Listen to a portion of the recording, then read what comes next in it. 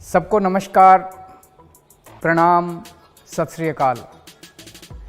Hello नमस्कार दोस्तों, दिल्ली के प्रादेशिक समाचार के स्टूडियो में आप सभी का बहुत बहुत स्वागत है। दोस्तों यहाँ पर आपको देखने को मिलेगा दिल्ली से जुड़ी सारी बड़ी खबरें, मुख्य समाचार, ब्रेकिंग न्यूज अपडेट के रूप में, इसलिए वीडियो को शुरू से अंत तक जरूर देखिएगा। दोस्तों वीडियो को प्यारा सा लाइक और चैनल को सब्सक्राइब जरूर कर लीजिएगा ताकि दिल्ली से जुड़े कोई भी खबरें छूटे ना पाए। चलिए दोस्तों टाइम वेस्ट न करते आगे बढ़ते हैं खबर की ओर।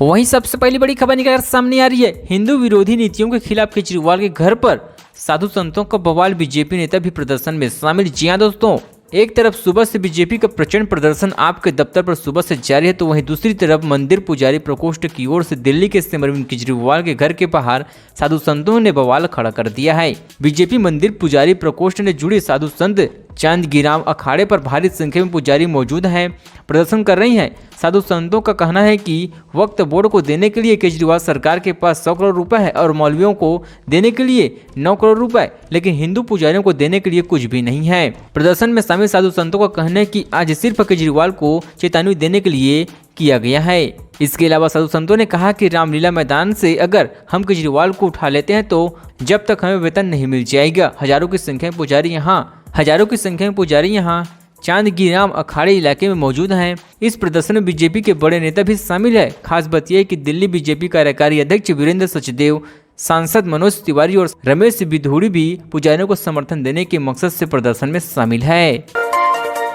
वहीं अगली खबर निकल सामने आ रही है। दिल्ली में बीजेपी का प्रचंड प्रदर्शन, रामवीर बिधूड़ी बोले अभी तक मेयर का चुनाव न हो, आम आदमी पार्टी की नाकामी। जी हां दोस्तों, आपको बता दें देश की राजधानी दिल्ली में एमसीडी मेयर चुनाव को लेकर और आम आदमी पार्टी और बीजेपी के बीच सियासी संग्राम सड़क पर आ चुके हैं। एक तरफ आम आदमी पार्टी ने पीठासीन अधिकारी सत्य सरमन इस फैसले के खिलाफ मंगलवार को सुप्रीम कोर्ट का दरवाजा खटखटाया है, तो दूसरी तरफ बीजेपी के नेताओं कार्यकर्ता सुबह 11 बजे से ही आपके दफ्तर पर जमकर प्रदर्शन कर रहे हैं। प्रदर्शन में दिल्ली बीजेपी के तमाम पार्षद, सांसद और अध्यक्ष शामिल है। दिल्ली बीजेपी के कार्यकारिणी अध्यक्ष वीरेंद्र सचदेव के नेतृत्व में पार्टी के कार्यकर्ता आम आदमी पार्टी के खिलाफ आज प्रदर्शन कर रही हैं। आप दफ्तर के ठीक सामने प्रदर्शन में शामिल बीजेपी कार्यकर्ता दिल्ली के मुख्यमंत्री अरविंद केजरीवाल के खिलाफ नारेबाजी करते रहे। दिल्ली बीजेपी के कार्यकर्ताओं ने बैरिकेड पर चढ़कर आप दफ्तर में घुसने की कोशिश की, जिसे मौके पर तैनात दिल्ली पुलिस के जवानों ने विफल कर दिया।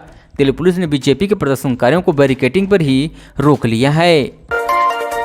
वहीं अगली खबर निकलकर सामने आ रही है। मेयर चुनाव न होने के पीछे क्या हो सकती है कोई साजिश, अप्रैल में फिर होने से है चुनाव। जी हां दोस्तों, आपको बता दें दिल्ली एमसीडी के चुनाव के नतीजे के आने के बाद एमसीडी के गठन के लिए सोमवार यानी 6 जनवरी को तीसरी बार बैठक बुलाई गई थी। एमसीडी सदन की बैठक में मेयर, उप मेयर सहित स्टैंडिंग कमेटी के सदस्य का चुनाव होना था, लेकिन कल भी पहले के 2 मौके की तरह सदन में हंगामा के बाद पीठासीन अधिकारी सत्य सरमन ने सदन की कार्यवाही को स्थगित कर दी, जिसकी वजह से कल भी दिल्ली को अपना मेयर नहीं मिल पाया।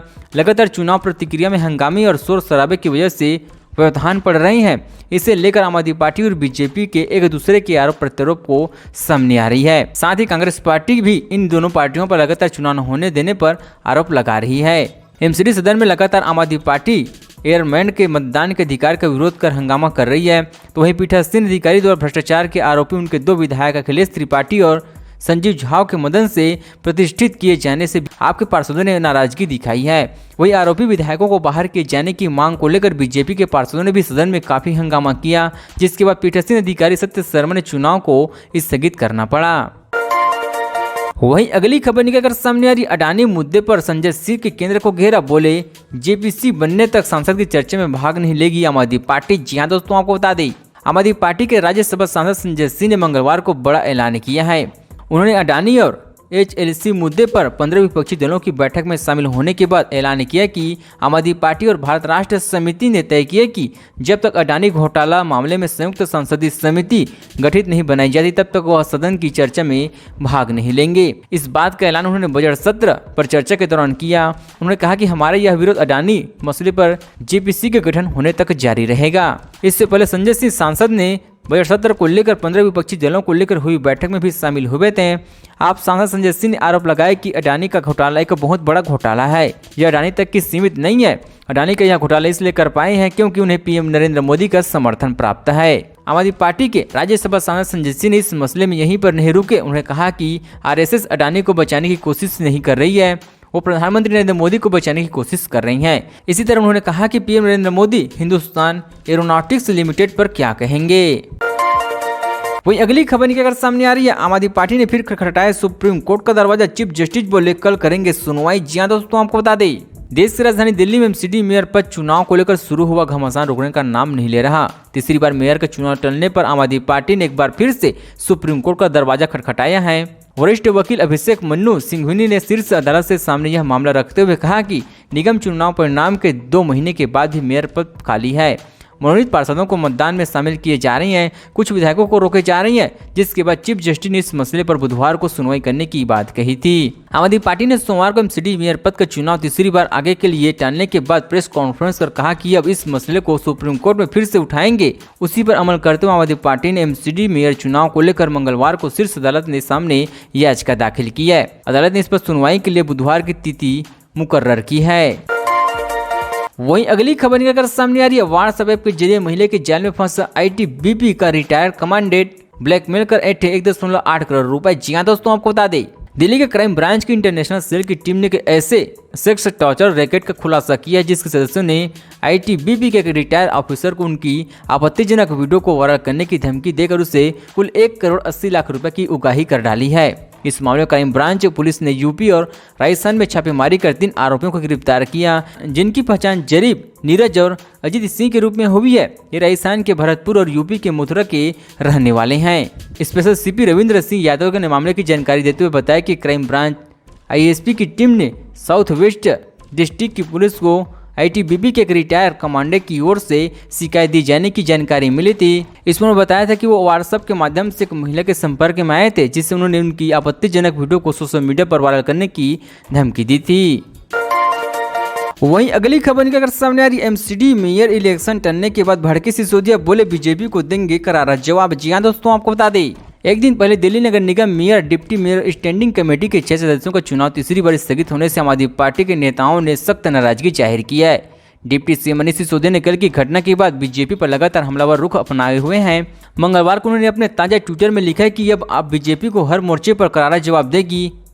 उन्होंने अपने ट्विटर में लिखा कि अब आम आदमी पार्टी दिल्ली की जनता को उनका हर हक दिलाने के लिए सड़क, सदन और अदालत तीनों मोर्चों पर एक साथ बीजेपी को मात देने का काम करेगी। डिप्टी सीएम मनीष सिसोदिया ने भारतीय जनता पार्टी को निशाने पर लेते हुए मंगलवार सुबह की ताजा ट्वीट में कहा है कि एमसीडी चुनाव हारने के 2 महीने बाद भी बीजेपी दिल्ली को मेयर नहीं मिलने दे रही है, यही दिल्ली की जनता से अन्याय हो रही है। उन्होंने लिखा कि भारतीय जनता पार्टी के नेता मेयर का चुनाव नहीं होने देने की रणनीति पहले से बनाकर केंद्र ने गलत तरीके से एमसीडी पर कब्जा किया। अब आम आदमी पार्टी बीजेपी को सड़क, सदन और अदालत में एक साथ लड़ाई लड़ेगी।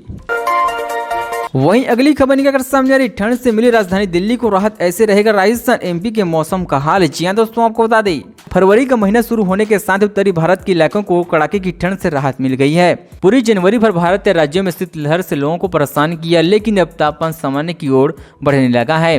तेजी से बढ़ते तापमान की वजह से लोगों ने राहत की सांस ली। दिल्ली, राजस्थान, मध्य प्रदेश में तापमान में तेजी से बढ़ोतरी आई है। मौसम विभाग की माने तो कुछ दिनों तक इन राज्यों में मौसम साफ रहने की संभावना है। राष्ट्रीय राजधानी दिल्ली और आसपास के सटे इलाकों में मौसम के संबंध में अनुमान लगाया गया कि अगले 3 दिनों में अधिकतम तापमान 32 डिग्री सेल्सियस तक पहुंच सकता है, वहीं न्यूनतम तापमान 16 डिग्री सेल्सियस रहने की संभावना जताई जा रही है। हालांकि AQI के स्तर में कोई खास सुधार नहीं आया है। 7 फरवरी को राजधानी दिल्ली की वायु गुणवत्ता 145 दर्ज की गई, जो अष्टवेस्ट श्रेणी में आते हैं।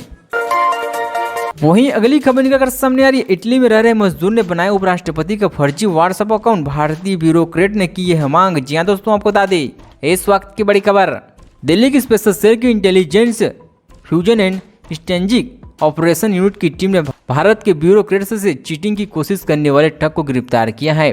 दरअसल यह ठग कर रहा तो इटली में था, लेकिन भारत के उपराष्ट्रपति जगदीश धनखड़ की फोटो लगे व्हाट्सएप का इस्तेमाल भारत के ब्यूरोक्रेट को झांसा में लेकर निजी लाभ के लिए चीटिंग की कोशिश कर रहा था। इसी मसले में पुलिस ने आरोपी सहित पंजाब में रहने वाले एक और आरोपी को गिरफ्तार किया। इनसे व्हाट्सएप ऐप अकाउंट को एक्टिवेट करने के लिए OTP और नंबर उपलब्ध कराए गए थे।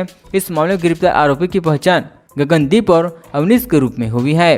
गगनदीप 12वीं पास है और पिछले 10 सालों से इटली में अपने परिवार के साथ रहते हैं, जहां वो मजदूर के रूप में काम किया करता है। ये मूल रूप से जम्मू का रहने वाला है। वही अश्विनी पंजाब के समाना में शॉप चलाते हैं। DCP प्रशांत गौतम के अनुसार स्पेशल सेल की IFOC यूनिट को इंटरनेट मीडिया प्लेटफॉर्म की निगरानी के दौरान उपराष्ट्रपति की फोटो लगी एक व्हाट्सएप प्रोफाइल की जानकारी मिली।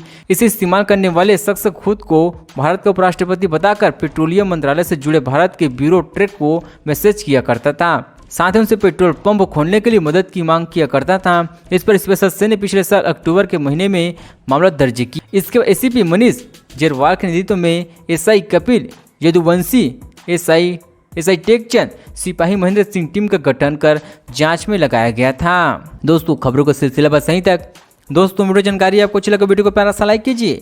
दोस्तों आप दिल्ली निवासी तो हमारे चैनल को सब्सक्राइब कीजिए ताकि दिल्ली जुड़ी सारी बड़ी खबरें आपको इसी तरह से मिलते रहे। चलिए अगले वीडियो में मिलते हैं, तब तक के लिए जय हिंद जय भारत।